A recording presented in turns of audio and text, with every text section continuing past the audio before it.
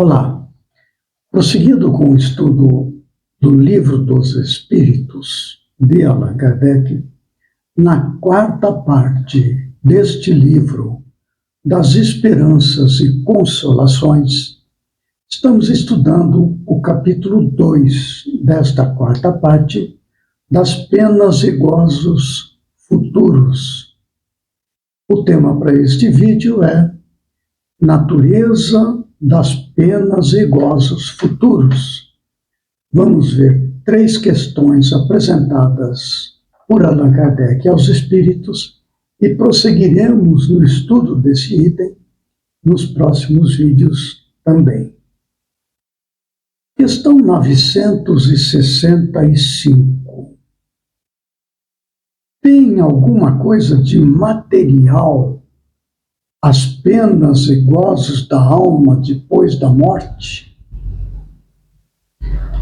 Resposta: não podem ser materiais. Dilo o bom senso, pois que a alma não é matéria. Nada tem de carnal essas penas e gozos.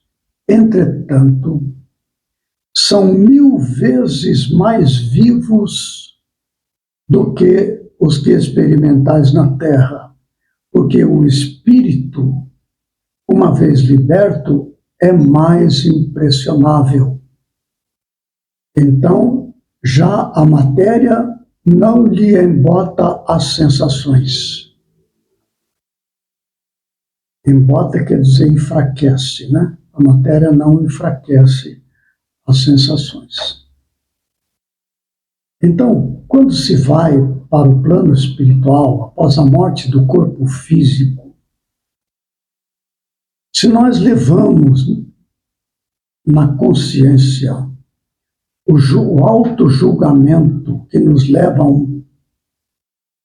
a um processo de ódio, de ciúme, desejo de vingança, ou de medo, ou de culpa, esses sentimentos tão comuns no egoísta, então lá do outro lado o sofrimento é muito forte, muito intenso, porque diz ali, são 1000 vezes mais vivos do que os que experimentais na Terra, porque o espírito, uma vez liberto, é mais impressionável.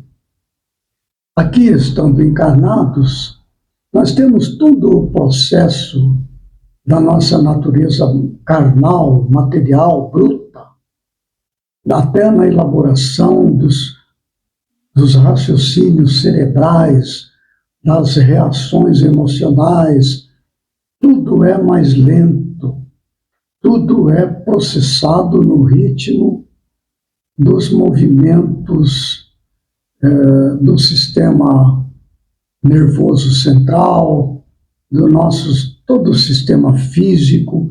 Há toda uma demanda de energia material que torna mais suportável os sofrimentos de natureza moral. Questão 966. Por que das penas e gozos da vida futura faz o homem, às vezes, tão grosseira e absurda ideia? Resposta: inteligência que ainda se não desenvolveu bastante. Inteligência é entendimento, né? Compreende a criança as coisas como o adulto? Isso, ademais, depende também do que se lhe ensinou. Aí é que há necessidade de uma reforma.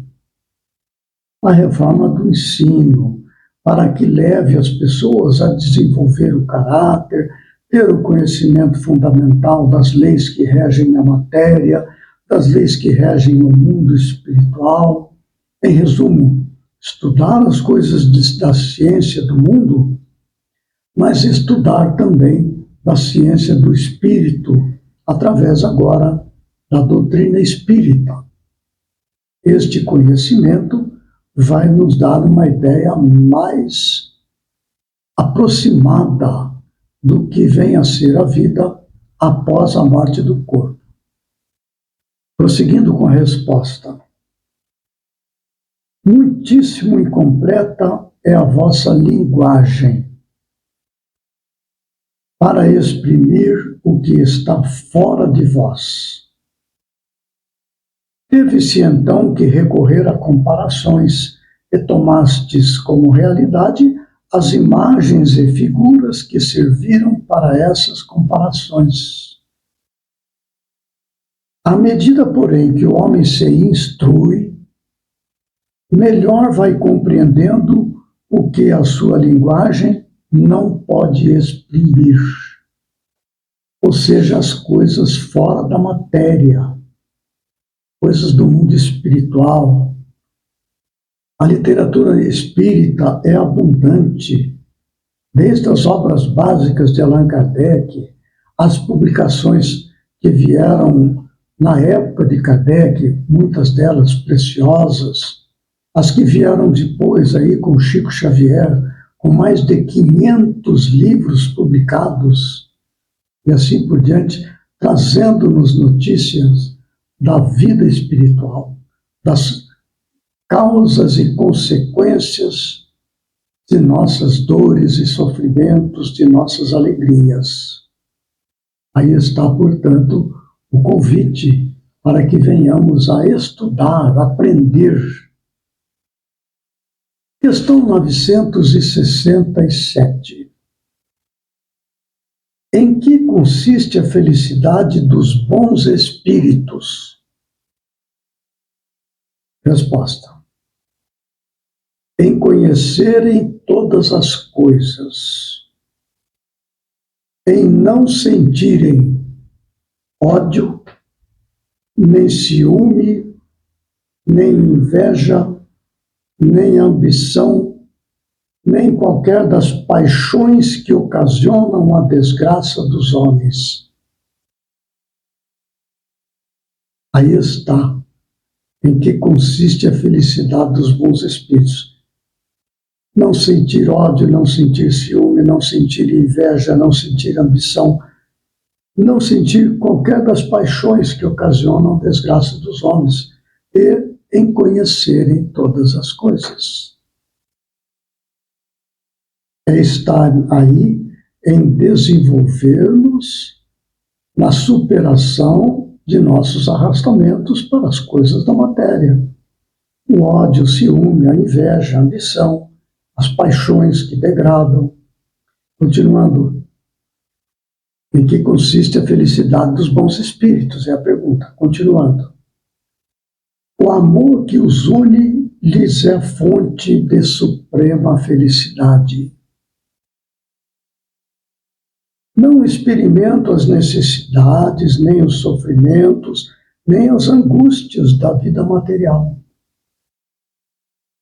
São felizes pelo bem que fazem. Contudo, a felicidade dos espíritos é proporcional à elevação de cada um. Somente os puros espíritos gozam, é exato, a felicidade suprema, mas nem todos os outros são infelizes. Entre os maus e os perfeitos há uma infinidade de graus em que os gozos são relativos ao estado moral.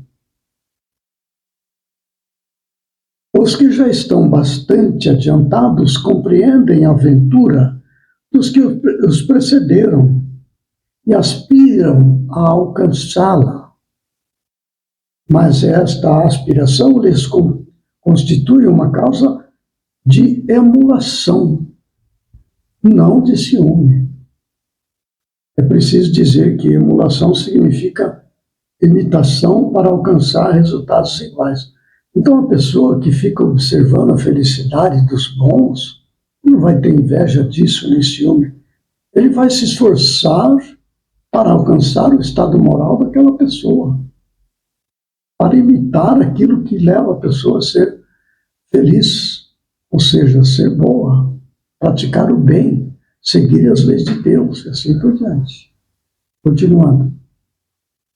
Sabem que deles depende o consegui-la, e para conseguirem, trabalham, porém com a calma da consciência tranquila, e ditosos se consideram por não terem que sofrer o que sofrem os maus. Então é o tema, é a natureza das penas e gozos futuros. É a nossa adequação às leis de Deus. Seguir os ensinamentos do Evangelho, não é? Perdoar, praticar a benevolência, ser indulgente. Com isso a gente vai superando esses arrastamentos, como diz ali, do ódio, do ciúme, da inveja, da ambição, das paixões que nos levam a sofrimentos. Este é o objetivo, para alcançarmos o estado de felicidade dos espíritos bons. Como disse Jesus, bem-aventurados. A bem-aventurança está aqui falando sobre esse tema. Muito bem. No próximo vídeo, prosseguiremos neste mesmo tema, natureza das penas e gozos futuros, examinados sob outros aspectos. Até lá, que Jesus nos ampare e fortaleça.